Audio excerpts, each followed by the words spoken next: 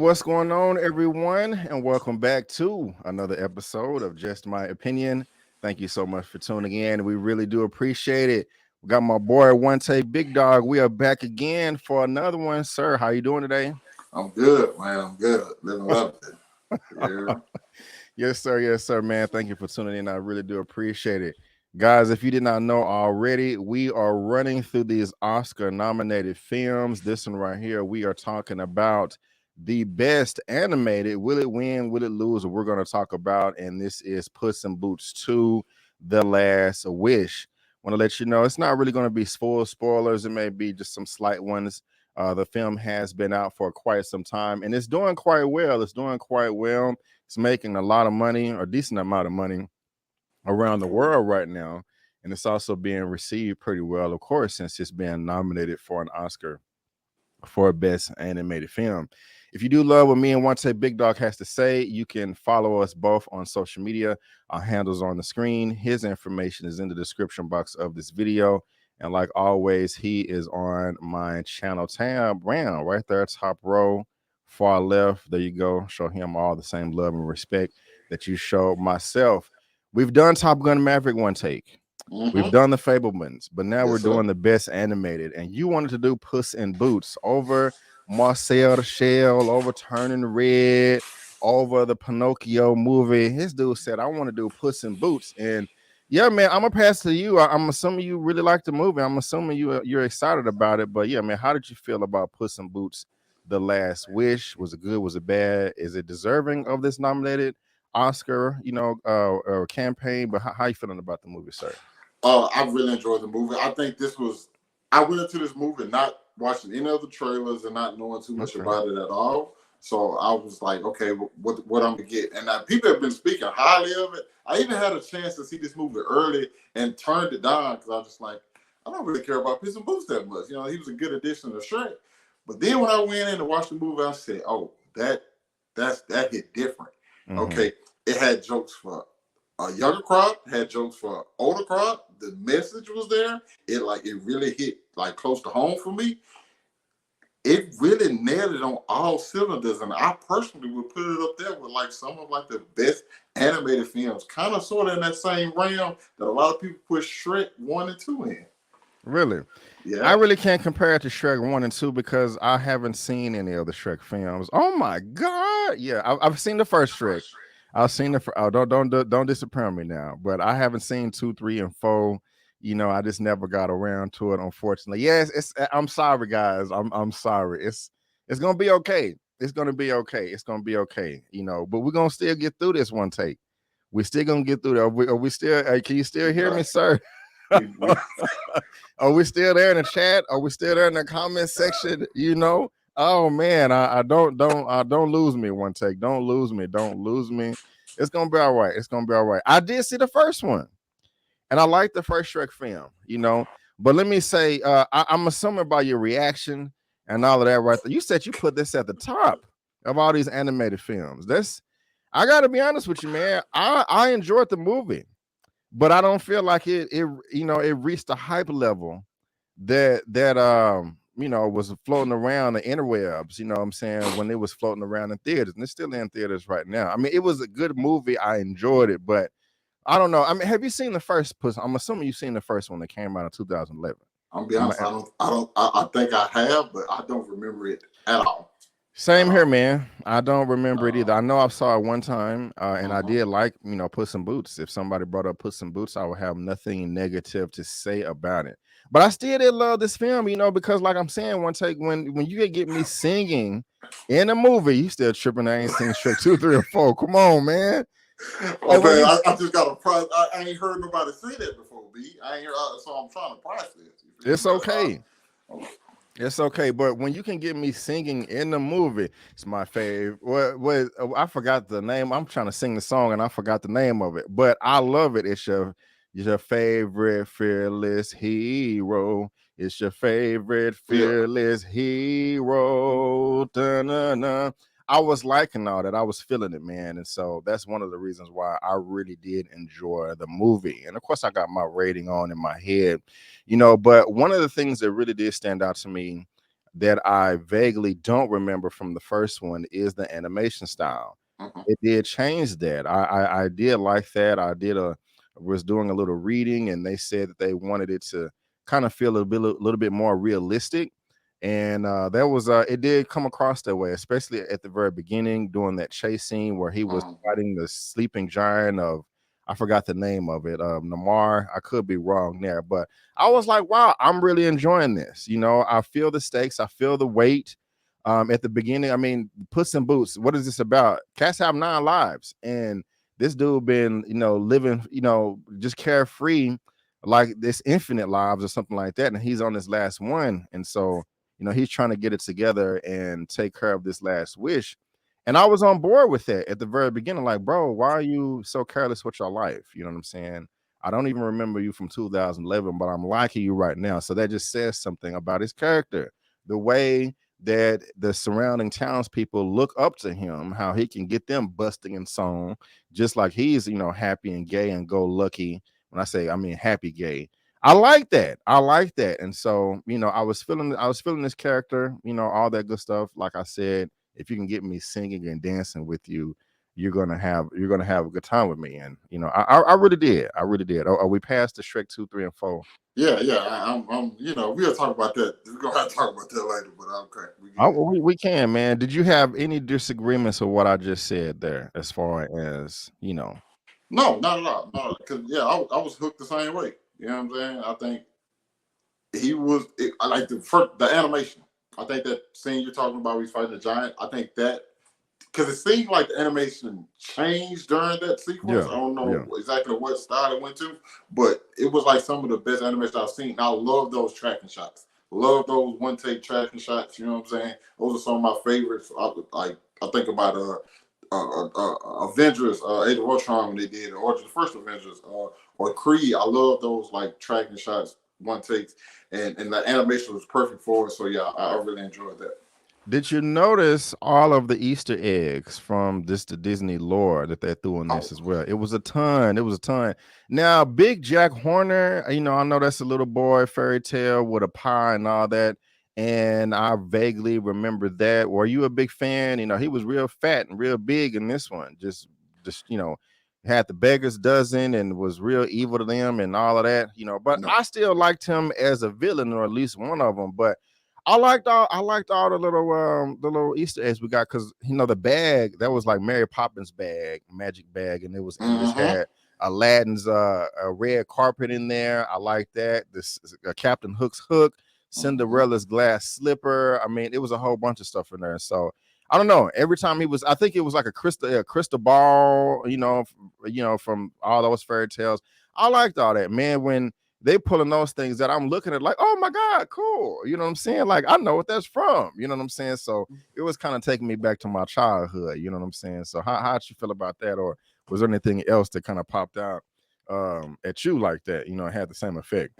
No, those are the same ones I really like. Hit on because I think they always like kind of play like tell jokes and poke at Disney a little bit. With all those properties and those fairy tales and whatnot. So yeah, it was good seeing them in here. That's something that this like franchise, but by this franchise I mean like the Shrek and Puss in Boots. They typically like poke fun and stuff like that. So seeing it in this, I've seen so much done in the like Shrek films because like I said you had four of them. So I thought they was running out of like stuff that they could use, but apparently not. So they started pulling up from different stuff. Now the fat guy, what's his name again? Jack Horner, Big Jack Horner. Yeah, I didn't. I don't know that tale. Okay, so Right. I wasn't familiar with him. You know what I'm saying? So I don't. I didn't really like get like the references involved in him personally, but like yeah, everything else. Well, I still think he was a great four though. Yeah, he was. I liked his he was a despicable character, but it was just entertaining, and just how like he didn't Mm-hmm. give a damn about somebody, and everybody was disposable. I would tell you who my favorite character in the film was, and that was Mr. Jimmy the Cricket, from the Pinocchio world. Even if you look him up on IMDb, they don't even have that in his name. It's like logical or the ethical bug. You know, I don't know Yeah. why they just didn't call him Jiminy Cricket, but that was just funny. Like, oh my God, are you gonna shoot the puppy? Like, yeah, I'm gonna shoot the puppy in the face or whatever. Like, you really don't have you're really carefree about life. And it was just a voice and all that I love, voiced by Kevin McCain. I found him to be very, very funny, you know, hilarious. I was laughing out loud at Jiminy Cricket. You know, who was your favorite character if you had one at all? Death. Oh man, he was cold. One of the best animated antagonists I have ever seen. Like that whistling. Oh my God, bro, he was on point. You muted me. My bad. You know me, we love those martial arts and that fighting. You know, now I prefer the hand-to-hand, but he had the sickles in here, the weapons. But man, you're not lying, bro. He did come through. You know, he was not playing around. Puss in Boots, Mr. Puss met his match.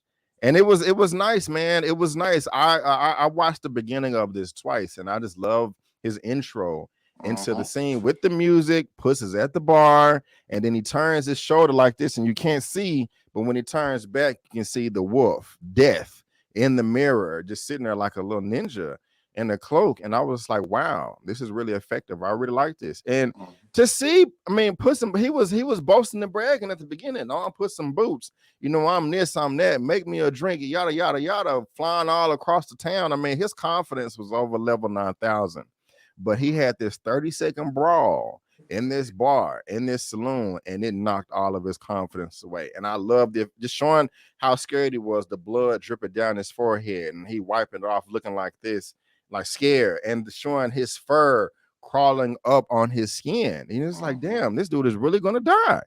And you know, to where he ran over to the Madam Luna Black lady with all the 1,000 cats or whatever. And so that was a real good villain, man. So I have to give it to you there. I have to. You have any criticisms? Now I guess I would say at times some of the storylines felt too predictable. You know, up until the end, a lot of stuff did start to feel pretty predictable. You know what I'm saying? How some relationships would unfold between characters, some realizations that people have. It's a flaw, but at the same time, it's a strength because I kind of feel like if they'd have went another way, I might not have liked it as much. But at the same time, you kind of want to see them do something a little bit different, you know. So yeah, I think that's probably my biggest criticism. And I think he might have spent too much time with the cat lady. He might have spent just too much time with her. Here she is right here. It was kind of cool. My only thing I didn't like about this whole movie, I just didn't like how the three bears threw her in the piano and was physically abusing her. You know, that really kind of made my head turn kind of sideways. I don't know the way you look. It just like, let's throw in the piano and torture her. And, you know, she's upside down with her legs. I'm like, man, why you got to do a black lady like this? That's not cool. You know, like, but other than that, you know, I really didn't have any issues about this film. How did you feel about Perito, the little dog that was dressed like a cat? Oh my God, he was so annoying, but I liked it though. Like in the kill, he was just incredibly annoying. Yeah, I'll give you that. I'll definitely give you that. Annoying and persistent, bro. Though, but I kind of feel like you had to have somebody like him, especially with the journey that Puss was going through in this movie. You know what I'm saying? But like he had nobody. You feel me? He lived under the house, so the only way he get food, he had no friends. He used to get mistreated, and he thought it was like he didn't even take. When he tells the story about like what used to happen to him, he didn't even realize he was being mistreated the way he was. So it's like, like I said, he was annoying, but he was also precious too. Yeah, he was one of the most annoying people in the whole damn movie. But I gotta be honest with you, man. I ended up really liking him towards the end. You know, I was like, wow, this is part of a family, best friends, all that. It was pretty sad. Just like, oh my God, in the last one, they put me in a sock and they put a rock in it and threw me in the river. But I was able to escape. I was able to punch a hole through those socks, and that's what I'm wearing now. But I can't find them. I don't know where they are, and I'm just like, damn. And Sam Hayek's character, Miss Kitty, talking about that's the saddest, funniest story I've ever heard in my life. And I have to agree, bro. They did not like you. They were trying to kill you, man. And he just didn't get the clue, unfortunately. But he was still cute, man. He was still adorable, you know. But did you like Goldilocks and the Three Bears, man? How'd you feel about that? That was one of those stories, one of those parts I was talking like that was very, very predictable and you knew where it was going. Yet I still like how we got to that point. You know what I'm saying? Yeah. Because it was always this thing. It's just okay, yeah, she's still with them. And Florence Pugh does a great job as Goldilocks, and the dynamic between her and the little bear was like also really good as well. The way they cared and love for one another, but also that I won't give it away, but like some certain realizations that happened, and they still continue past that. I thought was beautiful. You know what I'm saying? I thought it was really a beautiful part of the movie.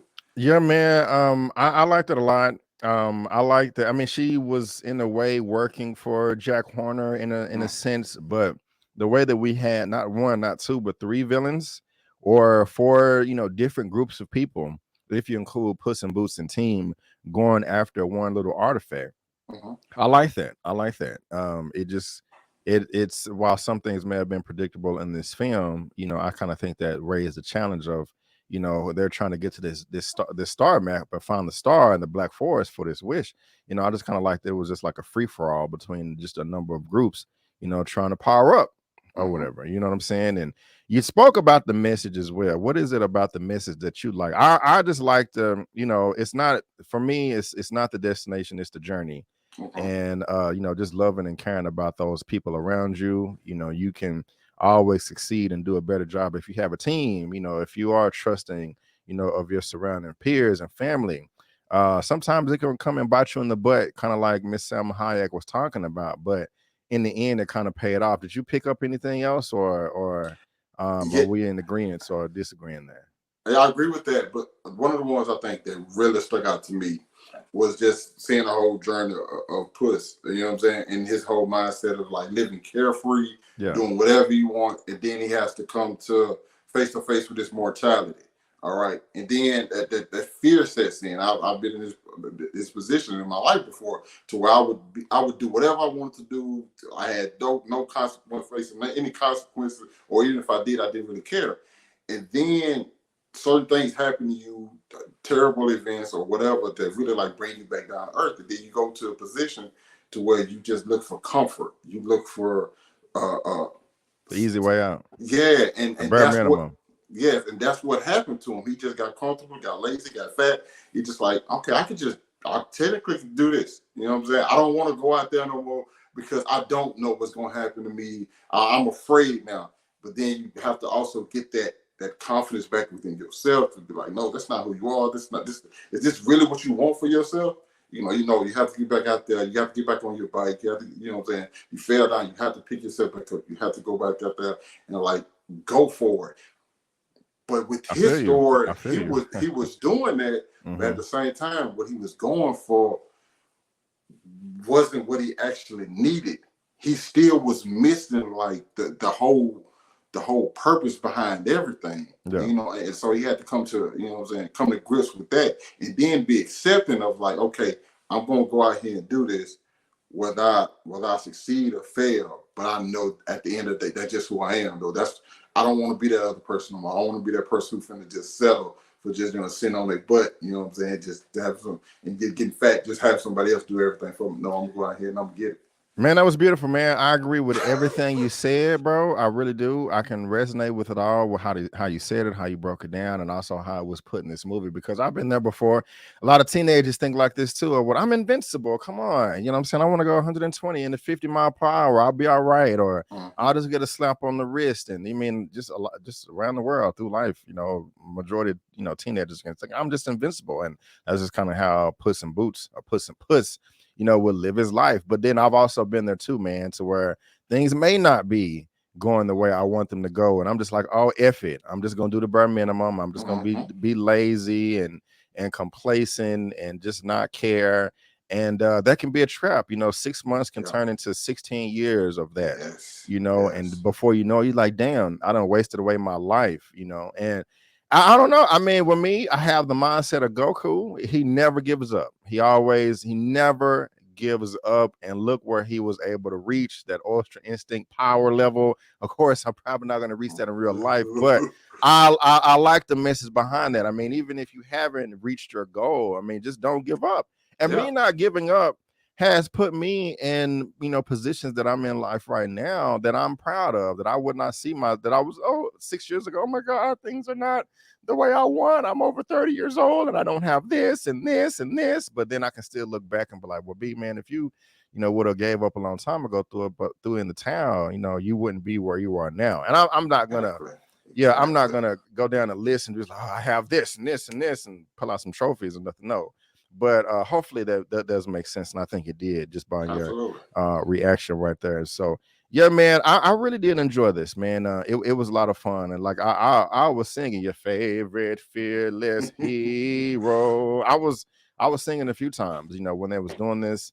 I thought the visuals was lovely. It was a nice film to look at. I had the goofy colors turned on bright on my television, so them looking at the map and holding it, and it was a different interpretation for each of them. I like that as well. To me, that kind of meant to where, man, it's like however hard or difficult your path is in life, it's up to you.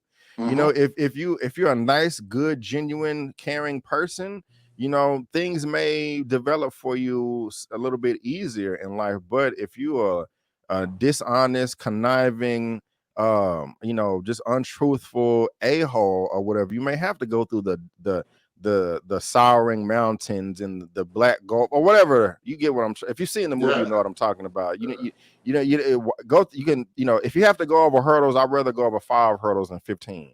And I kind of think that's just how you approach life, whether you have a positive attitude about something or a negative attitude about something. If you're walking around with a chip on your shoulder, always complaining, wanting a pity party, man, I don't have this, then it's just not gonna play out for you very well. But if you like this guy right here, Mr. Perito, the most annoying character in the movie, things just may pan out a little bit better for you. And so yeah, man, it spoke to me on a number of levels that we discussed. I didn't just love it, like, oh my God, this is like, people were, I just, the way they was breaking it down, like this was the best Disney movie ever, and I know this, like this is the best animation ever, and it was a good animation, it was a great animation, but it's DreamWorks. Yeah, it's not in the top 10 for me, at least. If you have a rating for of all time, yeah. Oh no, I won't say that. Okay. I just wanted to make sure. Is it one of the best DreamWorks films you've seen? Absolutely. Okay. It's top 10 DreamWorks films for sure.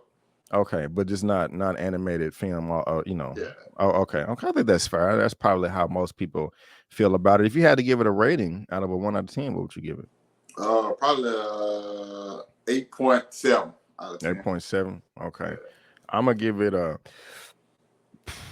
8. I'm gonna give it an 8 out of 10. That's still very good. Yeah, very, solid. B plus or something like that. So, okay, that's what's up. So, you guys, let us know, what did you think about Puss in Boots? Is it in the top 10 best animated films of all time?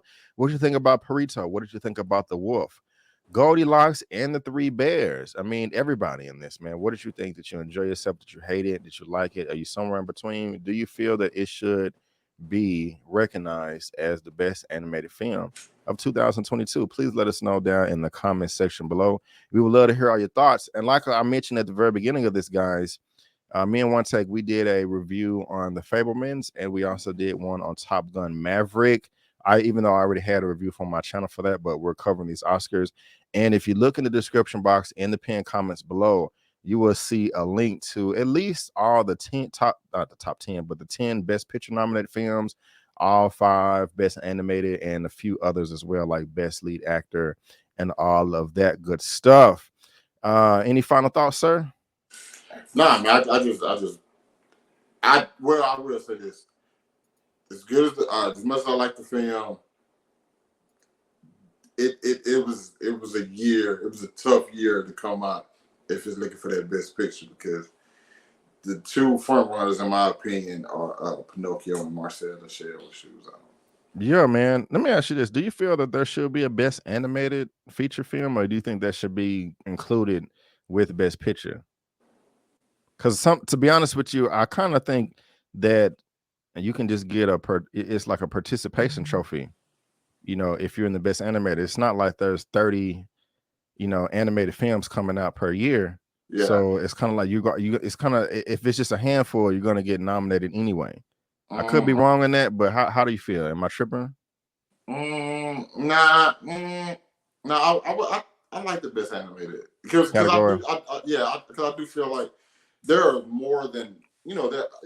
Obviously, the big ones get nominated, but I personally like when a couple of those like smaller joints get nominated. Okay. That a lot of people don't talk about it as much. You feel me? Because I think we have some really good ones and some really bad ones last year. But like they did pick like the creme de la creme of like the animated films from last year. Already. Guys, also, if you want an audio only version of this, you can get it right here at buzzsprout.com. There is links for that. It can take you to all of these outlets, all of these platforms right here. I got podcast, Apple Podcast, Spotify. You can see it on the screen. And also, I'm on SoundCloud as well if you want an audio only version. Also, you can check out my Creed 3 review, check out my Cocaine Bear review, and also my Ant-Man and the Quantumania spoilers review part 1 that I did with Elliot with Movie Files and Eman with Eman's movie reviews. But guys, again, we just want to thank you so much for tuning in. And before you go, don't forget that I'm B. Avery. That's One Take, and that's just our opinion. Peace out, and we'll see you next time.